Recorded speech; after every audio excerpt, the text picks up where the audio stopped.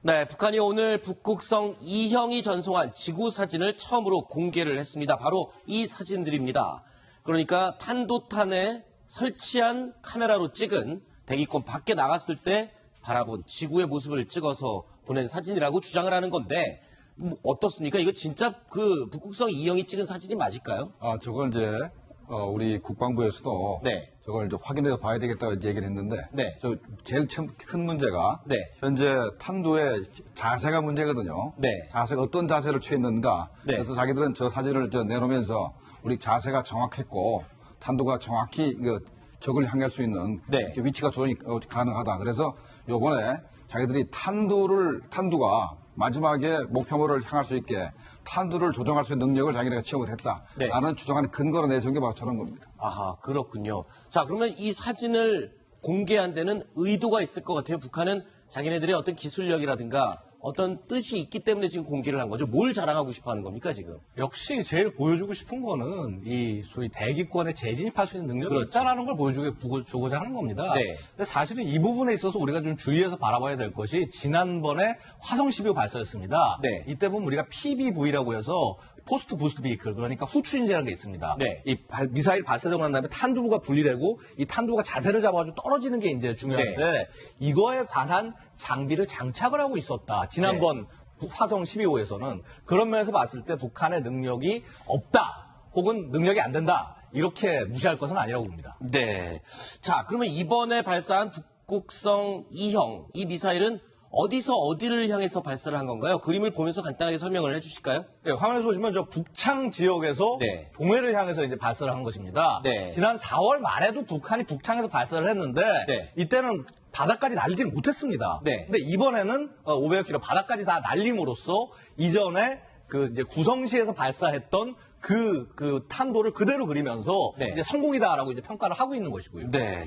그러니까 그 당시에도 성공한 미사일을 이번에 또 3개월 만에 다시 발사를 하는 데는 또 뭐 어떤 의도가 있을까 싶어요. 왜냐하면 지금 개발하는 미사일들의 종류가 많을 텐데 굳이 성공했던 거를 다시 발사하는 이유가 뭡니까?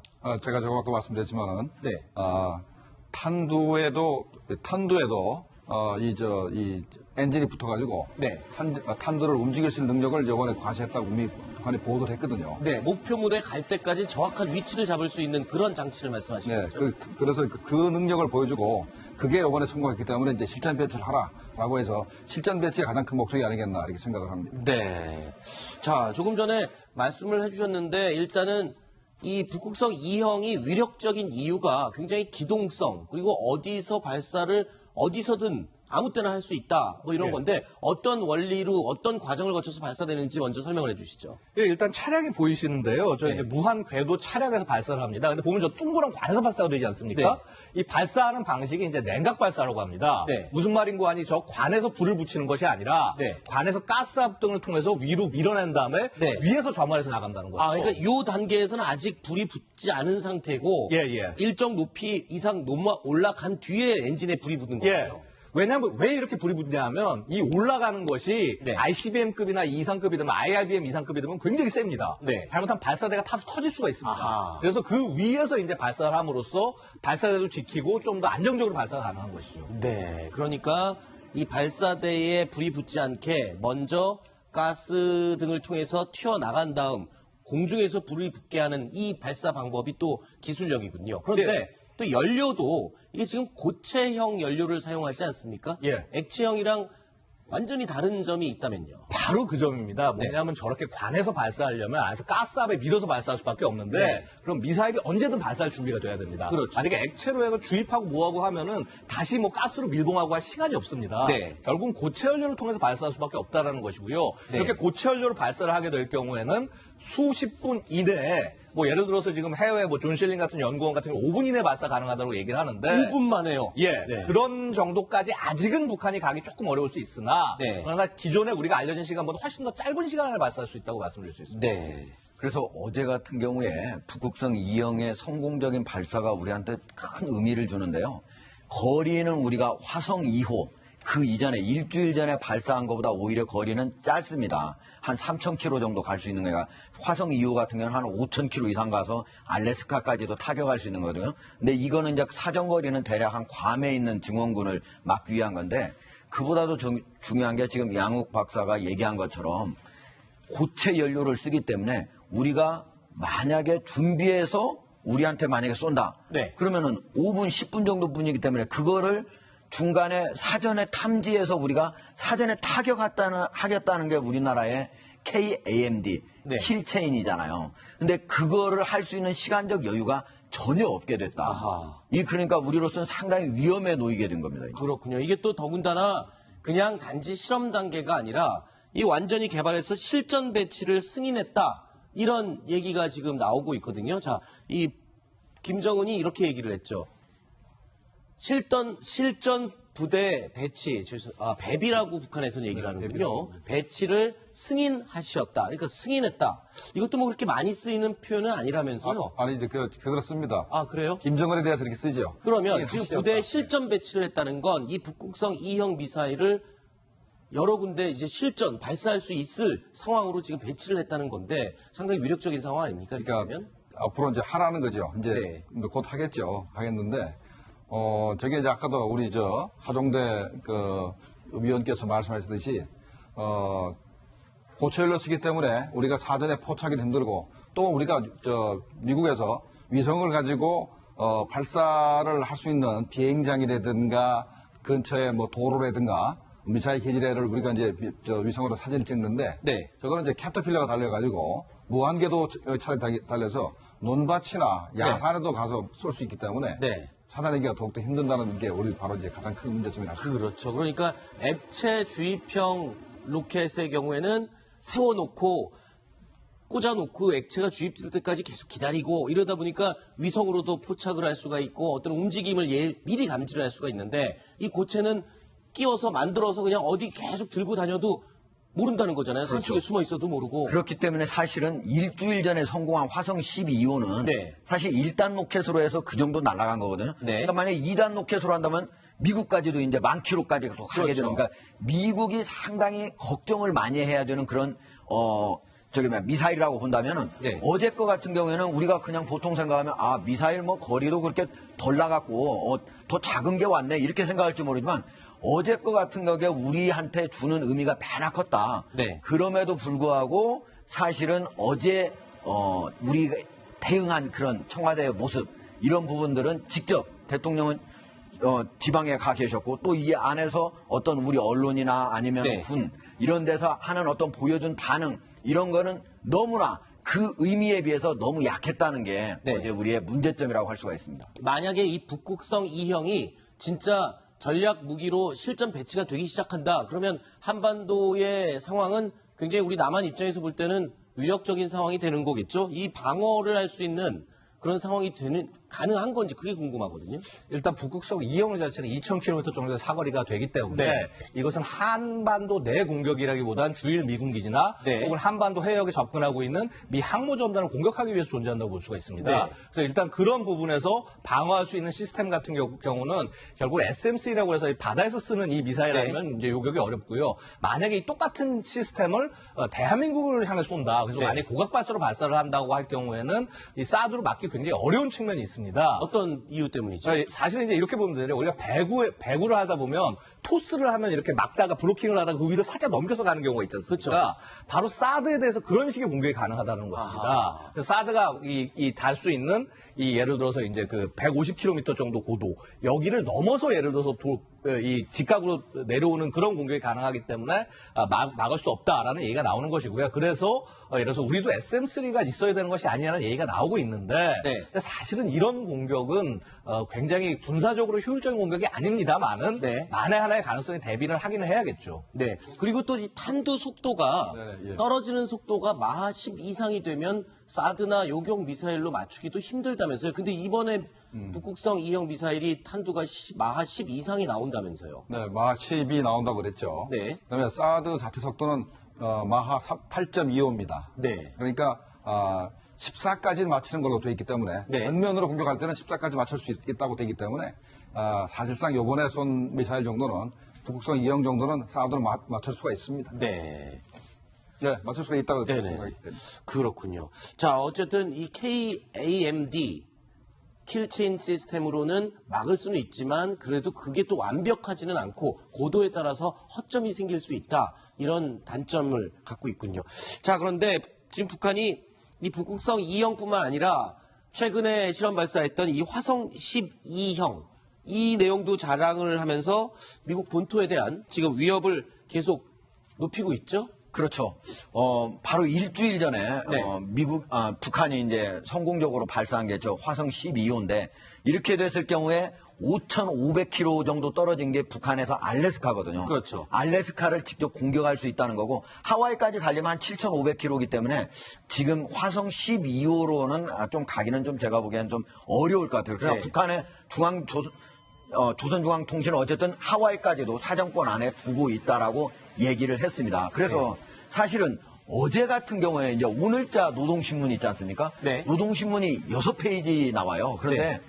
무려 오늘 제가 보니까 3페이지에 걸쳐서 바로 북극성 2형 네. 이 얘기만 그림을 무려 58장이나 집어넣었습니다. 이렇게 네. 많이 자랑을 해가지고 넣은 적이 거의 없었거든요. 네. 그러니까 북한이 북극성 2형에 대해서 얼마나 큰 의미를 두고 있는지 네. 저기는 화성 12호 중장거리 탄도탄 저거가 이제 더 길이는 멀리 사정거리 나가지만 이것에 더 큰 의미를 두고 있다는 걸 볼 수가 있습니다. 네, 전략 무기로서의 어떤 더 유리한 점이 많이 있다. 이렇게 판단을 하고 있는 것 같은데 지금 또 이렇게 미국의 미국의 지명을 직접 거론하는 것도 일반적이진 않은 것 같아요. 내가 이 지점까지 쏠 수 있다. 내가 여기를 노리고 있다. 이런 걸 암시하는 거 아닌가요? 그렇죠. 요번에 이제 그 화성 12형이 하와이를 갈 수 없음에도 불구하고 하와이까지를 공격할 수 있다고 이제 약간 좀 과장을 하고 있는 그런 측면이 있기도 합니다만 일단 하여간 미국의 지명을 거론해가면서 거기를 위협하고 있는 게 굉장히 인상적인데 과거에는 이런 워싱턴을 공격할 수 있다. 그러니까 광명성 4호가 워싱턴을 공격할 수 있다는 주장을 한 적이 있습니다만은 네. 그거는 이제 지나치는 과정이었고 이번에는 분명히 하와이하고 알래스카 공격할 수 있다라고 네. 이제 과장 있게 위협을 하고 있어서 그게 굉장히 인상적입니다. 네. 근데 이제 이런 부분이 있습니다. 뭐냐면 이번에 발사한 건 1단으로 발사한 겁니다. 네. 이제 같은 미사일을 2단으로 해서 효율적으로 이 추력을 관리했을 경우는 좀 더 먼 거리가 날아갈 수 있는 것이거든요. 네. 그래서 뭐냐면 이번 발사를 통해서 충분히 데이터를 얻은 겁니다. 네. 그 데이터를 바탕으로 해서 어느 정도 수준의 2단을 만들고 3단을 만들 때 어느 정도 거리까지 갈 수 있다. 이런 확신이 나왔기 때문에 얘기가 나온 것이다. 그래서 네. 이전보다는 좀 더 구체화된 어떤 계획을 북한이 가져가고 있다라고 말씀드릴 수 있겠습니다. 네. 그런데요, 이 사실 트럼프 미국 대통령이 초반에는 굉장히 강력하게 북한을 밀어붙였습니다. 압박을 했습니다. 군사적으로요. 그런데 최근에는 체제를 보장해주겠다. 그러면서 대화의 분위기로 확 전환하지 않았습니까? 이런 유화된 분위기임에도 불구하고 저렇게 북극성 2형 미사일을 발사하는 또 미국에게 도발을 하는 이 북한의 의도 뭘까요? 바로 이제 미국이 대화를 하겠다는 얘기를 했기 때문에 더 세게 나가는 건가요? 더 세게 나가서 더 능력을 과시하면 미국이 반드시 자기네 의도대로 대화에 응할 것이다. 네. 그리고 자기네 욕을 들어줄 것이다. 하는 그런 목적에서 이렇게 미사일을 자꾸 쏜다고 생각이 됩니다. 네. 그리고 사실은 지금 이제 우리의 그 남쪽에서 정권이 새로 바뀌었지 않습니까? 네네. 그리고 방점은 대화 쪽에 더 방점을 두잖아요. 그렇죠. 그렇기 때문에 북한 입장에서는 미국을 직접 공격할 수 있는 ICBM을 성공적으로 발사하거나 네. 아니면 핵실험, 제6차 핵실험을 성공적으로 하거나 이 두 가지가 아니라면 미국이 선제 타격을 할 레드라인을 넘어가는 건 아니거든요. 네. 그러니까 중장거리까지는 가능하다는 거죠. 그러니까 이때 빨리빨리 해가지고 자기들의 기술력을 축적해 놓자 하는 네. 그런 전략이 숨어 들어있다고 볼 수가 있습니다. 네. 제가 언론에 보도된 게 네.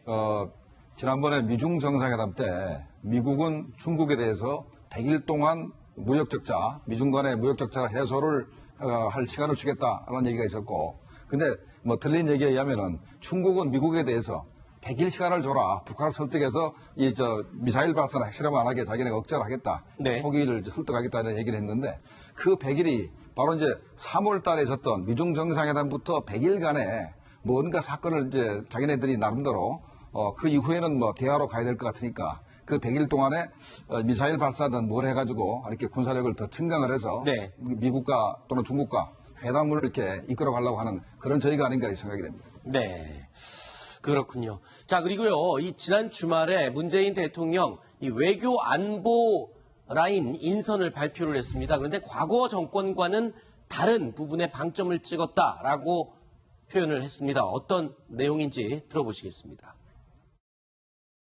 과거 정부에서는 안보를 국방의 틀에서만 협소하게 바라본 측면이 있었습니다. 그러나 저는 안보와 외교는 동전의 양면이라고 생각합니다. 그리고 지금의 북핵 위기 상황에서는 우리의 안보에서 외교의 역할이 더욱 중요하다고 생각합니다. 글쎄요, 이 연일 뭐 중거리 탄도미사일, 대륙간 탄도미사일, 막 이런 미사일을 발사하는 북한을 향해서 이런 미사일 문제를 우리가 외교로 해결을 할 수 있다. 어떻게 보십니까? 조금 너무 이상적으로 보는 건 아닌가라는 생각도 드는데요. 사실 지금 북한의 하는 행동으로 보면은 네. 우리가 대화를 얘기할 수 있는 그런 상황은 아니에요. 아니죠. 전혀 아니죠. 그리고 미국도 우리하고 같이 물론 대북 정책을 조율을 해야 되겠지만 네.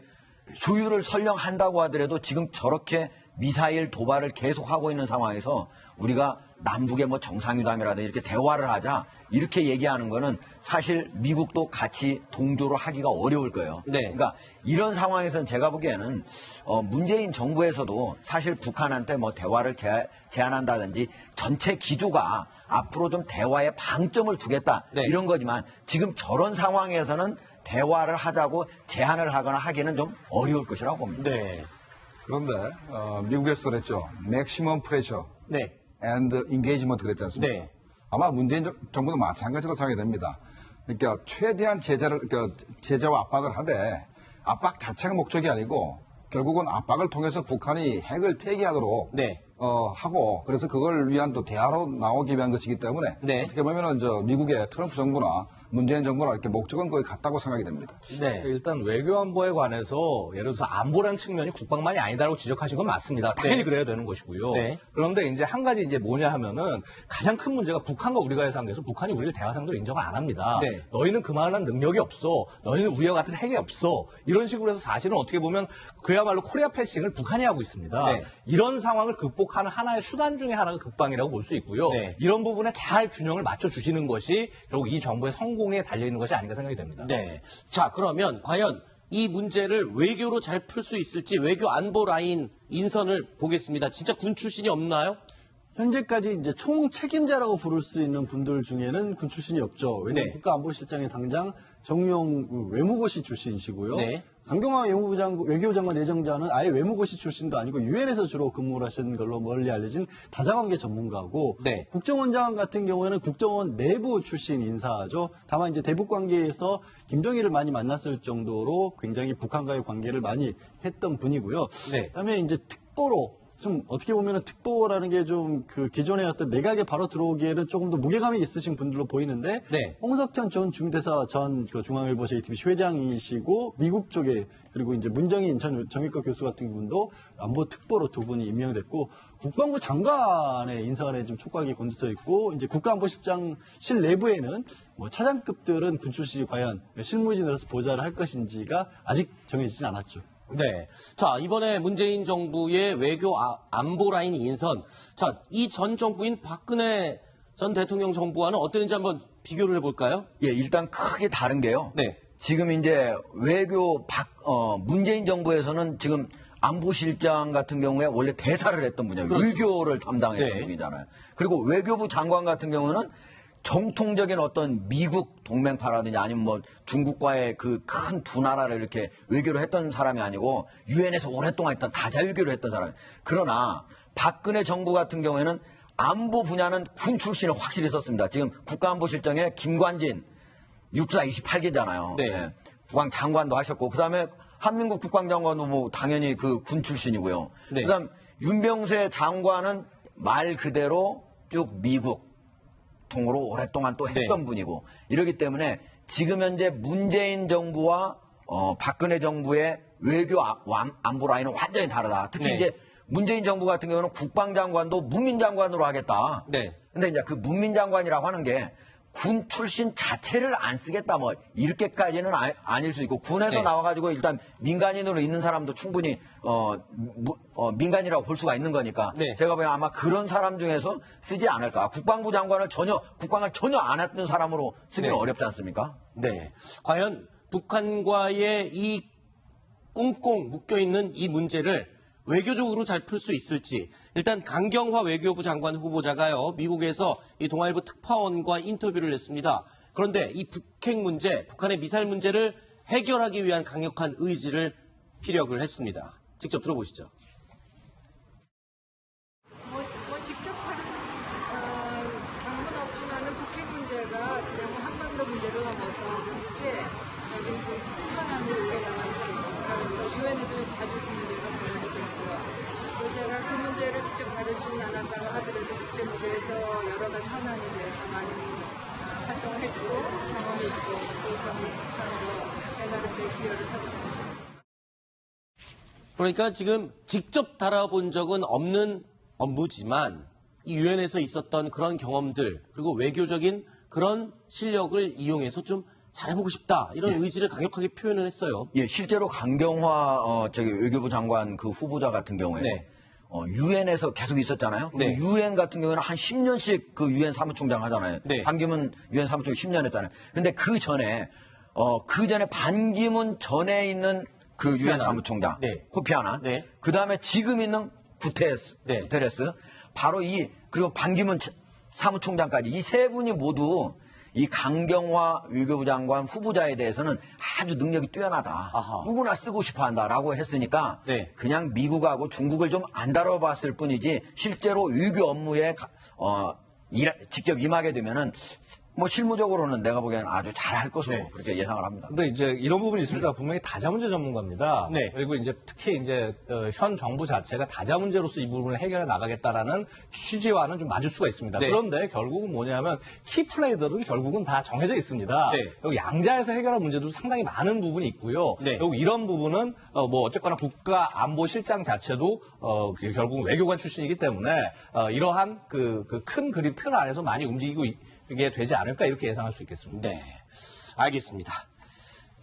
자, 양욱 위원님께서는 여기까지만 얘기를 좀 들어보도록 하고요. 이어지는 순서에는 이동영 동아일보 정책사회부 차장과 함께 하겠습니다. 오늘 위원님 좋은 말씀 고맙습니다. 감사합니다. 안에서 가스압에 밀어서 발사할 수밖에 없는데 네. 그럼 미사일이 언제든 발사할 준비가 돼야 됩니다. 그렇죠. 만약에 액체로 해서 주입하고 뭐하고 하면은 다시 뭐 가스로 밀봉하고 할 시간이 없습니다. 네. 결국은 고체 연료를 통해서 발사할 수밖에 없다라는 것이고요. 네. 이렇게 고체 연료를 발사를 하게 될 경우에는 수십 분 이내에 뭐 예를 들어서 지금 해외 뭐 존 실링 같은 연구원 같은 경우 5분 이내 발사 가능하다고 얘기를 하는데 5분만 해요. 예, 네. 그런 정도까지 아직은 북한이 가기 조금 어려울 수 있으나 네. 그러나 기존에 우리가 알려진 시간보다 훨씬 더 짧은 시간 안에 발사할 수 있다고 말씀드릴 수 있습니다. 네. 그래서 어제 같은 경우에 북극성 2형의 성공적인 발사가 우리한테 큰 의미를 주는데요. 거리는 우리가 화성 2호 그 이전에 일주일 전에 발사한 것보다 오히려 거리는 짧습니다. 한 3,000km 정도 갈 수 있는 거가 화성 2호 같은 경우는 한 5,000km 이상 가서 알래스카까지도 타격할 수 있는 거거든요. 근데 이거는 이제 사정거리는 대략 한 괌에 있는 증원군을 막기 위한 건데 그보다도 중요한 게 지금 양욱 박사가 얘기한 것처럼 고체 연료를 쓰기 때문에 우리가 만약에 준비해서 우리한테 만약에 쏜다. 네. 그러면은 5분, 10분 정도 뿐이기 때문에 그거를 중간에 사전에 탐지해서 우리가 사전에 타격하겠다는 게 우리나라의 KAMD, 네. 킬체인이잖아요. 근데 그거를 할 수 있는 시간적 여유가 전혀 없게 됐다. 아하. 그러니까 우리로서는 상당히 위험에 놓이게 된 겁니다. 그렇군요. 이게 또 더군다나 그냥 단지 실험 단계가 아니라 이 완전히 개발해서 실전 배치를 승인했다. 이런 얘기가 지금 나오고 있거든요. 자, 이 김정은이 이렇게 얘기를 했죠. 실전 부대 배치, 배비라고 북한에서는 얘기를 하는군요. 배치를 승인하셨다. 그러니까 승인했다. 이것도 뭐 그렇게 많이 쓰이는 표현은 아니라면서요. 아니, 이제 그렇습니다. 아, 그래요? 김정은에 대해서 이렇게 쓰죠. 그러면 지금 하시었다. 부대에 실전 배치를 했다는 건 이 북극성 2형 미사일을 여러 군데 이제 실전 발사할 수 있을 상황으로 지금 배치를 했다는 건데 상당히 위력적인 상황 아닙니까? 이렇게 그러니까 되면? 앞으로 이제 하라는 거죠. 이제 네. 곧 하겠는데, 저게 이제 아까도 우리 하종대 위원께서 말씀하셨듯이, 고체연료 쓰기 때문에 우리가 사전에 포착이 힘들고 또 우리가 미국에서 위성을 가지고 발사를 할 수 있는 비행장이라든가 근처에 뭐 도로라든가 미사일 기지를 우리가 이제 위성으로 사진을 찍는데 네. 저거는 이제 캐터필러가 달려가지고 무한궤도 차량이 달려서 논밭이나 야산에도 가서 쏠 수 있기 때문에 네. 찾아내기가 더욱더 힘든다는 게 우리 바로 이제 가장 큰 문제점이라고 할 수 있습니다. 그렇죠. 그러니까 액체 주입형 로켓의 경우에는 세워놓고